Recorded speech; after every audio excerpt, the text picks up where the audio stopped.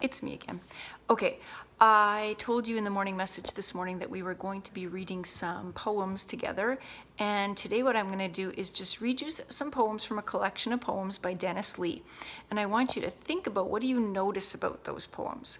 All you're doing today is listening and thinking about what you notice. Tomorrow, we're going to listen to some more poems and think about what we notice, and then we'll make a list together of what we notice about poems. So if you notice anything about these ones that you want to share with me, you could write them down in a journal entry on Seesaw and send them to me. But if you want to just listen and just think, that's okay too. I'm going to turn the camera so that I can show you the poem in the book. This is the book. You might even have this book at home, I think. Some of us got it last year. And I'm going to turn the camera so that you can see the poem as I read, so you can think about what you notice. So here we go. Bear with me. Okay, that's my backyard. Now I'm going to focus on the book. Here is the first poem. It is called Willoughby Wallaby Woo. Does that remind you of something?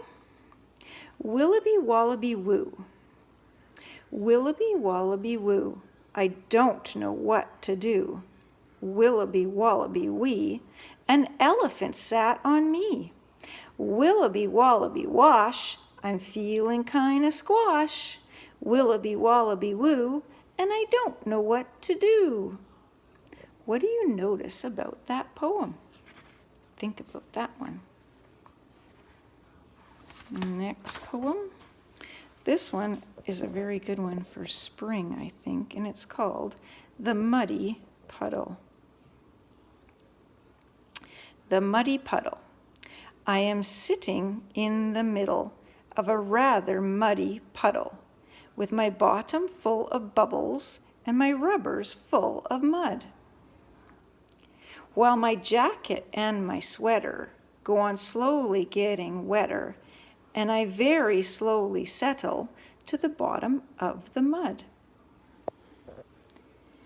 And I find that what a person with a puddle round his middle thinks of mostly in the muddle is the muddiness I have to reread that part, sorry, sometimes readers reread. And I find that what a person with a puddle round his middle thinks of mostly in the muddle is the muddiness of mud. I like that, muddiness of mud and muddy puddle. What do you notice about that poem? I think I'll read you a couple more. This one is about the swing. The swing. The swing swings up, and the swing swings down, and the swing swings wishing wings high over town. And when it goes high and starts to sway, I'll hang for a minute or hang for a day.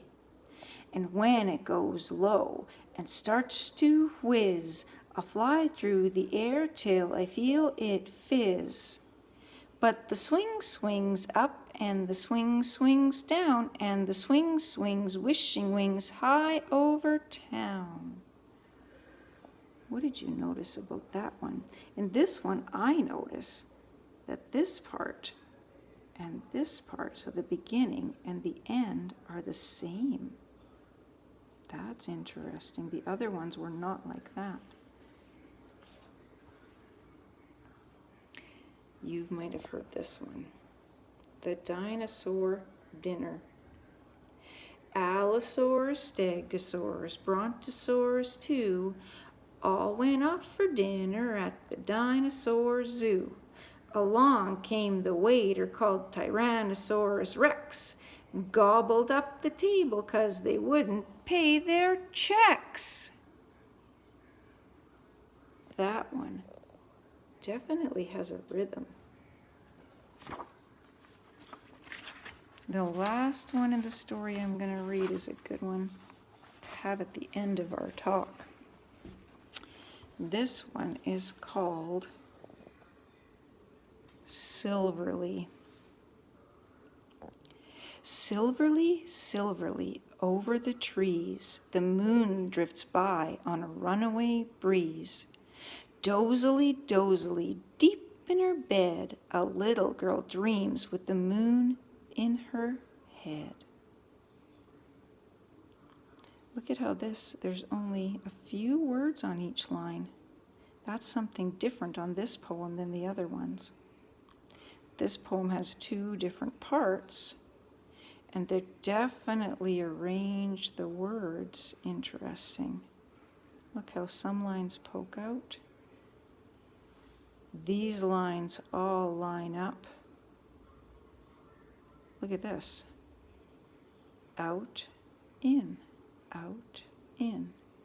Look at how that's arranged. Let's go back to, see how Willoughby Wallaby Woo's lines look? It goes long line, long line, long line, and there's spaces in between. 2, space, 2, space, 2, space, 2. Then if we take a look at Muddy Puddle, it has 3 different parts. The beginning and the end are not the same. It doesn't have 2 lines together with a space in the middle. What could we say what we know about this poem? Seems to me they're all quite at least 3 words in a line. And the swing had a rhythm. All right. You can replay this if you want to hear those poems again and think about what do you notice about those poems, about how the words are arranged, the lines, how they look, how they sound, how they make you feel. Think about that, and we're going to talk more about what poems do and how poems are written. Talk to you later. Bye.